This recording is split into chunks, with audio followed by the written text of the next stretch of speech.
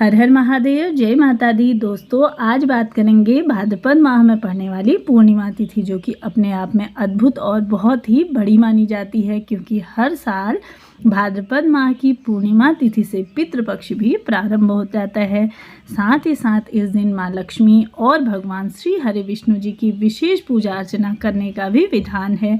मान्यता है कि ऐसा करने से साल भर हमारे पितर सहित माँ लक्ष्मी और श्री हरि विष्णु जी की कृपा हम पर सदा सर्वदा और हमारे घर पर बनी रहती है। इस दिन जैसा कि पवित्र नदियों में स्नान आदि दान पुण्य करने से विशेष फलों की प्राप्ति होती है, तो इसके साथ ही चलिए जान लेते हैं कि भाद्रपद पूर्णिमा का शुभ मुहूर्त क्या है और घर में सुख समृद्धि लाने वाले विशेष कुछ उपाय। इसके साथ ही भाद्रपद माह की पूर्णिमा तिथि का प्रारंभ हो रहा है 28 सितंबर को शाम को 6:50 पे यह शुरू होगी और 29 सितंबर को दोपहर 3:28 पर यह समाप्त होगी।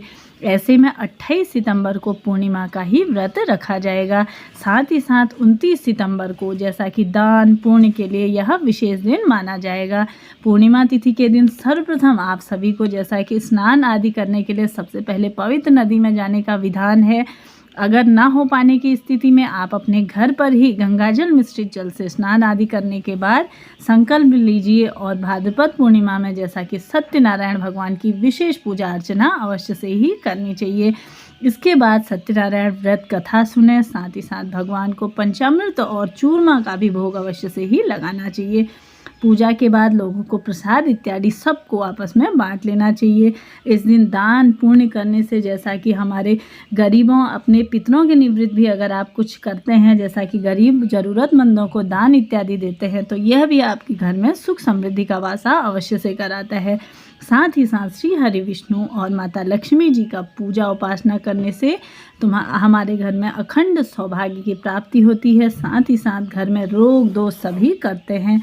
ऐसा माना जाता है कि इस दिन किए गए कुछ विशेष उपाय सभी भक्तों के संकटों को मुक्ति कराता है। जैसा कि घर में कलह क्लेश के लिए घर पर आप सभी को क्या करना है, पूर्णिमा तिथि के दिन श्री हरि विष्णु जी को सफ़ेद चंदन से टीका अवश्य से ही लगाना चाहिए। साथ ही साथ इस दिन उन्हें लाल रंग के फूल चढ़ाइए और श्रद्धापूर्वक उनकी पूजन अर्चना कर लीजिए। साथ ही साथ कनक धारणा स्रोत का पाठ भी आपको अवश्य से चाहे इस तरह से कर सकते हैं। अपने घर में सत्यनारायण की कथा सुन सकते हैं, या इसके साथ ही साथ जैसा कि माना जाता है कि ओम नमो भगवते इस महामंत्र का जाप कर लीजिए। भगवान श्री हरि विष्णु प्रसन्न होते हैं तो घर में जैसा कि माता लक्ष्मी और उनका वासा होता है, तो घर में धन ऐश्वर्य वैभव की प्राप्ति अवश्य से ही होती है। पूरा दिन आप सभी को प्रभु स्मरण में बिताना है। इसके साथ ही साथ शाम के समय अखंड दीपक चाहे तो आप सुबह भी प्रज्वलित कर सकते हैं, चाहे तो आप शाम के समय पे भी एक अखंड दीपक अपने मंदिर में अवश्य से ही आप सभी को प्रज्वलित कर देना है।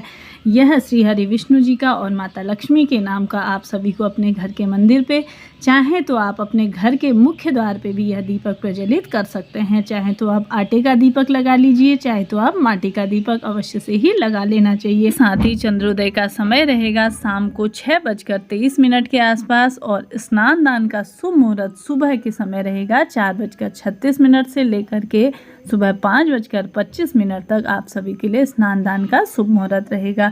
यह अत्यधिक जल्दी लगे तो आप सभी अपने ब्राह्मण देवता या किसी ज़रूरतमंद के निवृत्त आप इस समय पे यह रख सकते हैं, बाद में आप दे दीजिएगा। साथ ही साथ सत्यनारायण पूजा अगर आप करवाते हैं घर में तो इसका भी शुभ मुहूर्त सुबह 6:13 के आसपास और साथ ही साथ 10:42 तक इसका मुहूर्त रहेगा। तो आप सभी भी इन शुभ मुहूर्त में अपने पूजा पाठ करिए और अपने व्रत को विशेष बनाइए। मिलते हैं अगली वीडियो में, तब तक के लिए नमस्कार।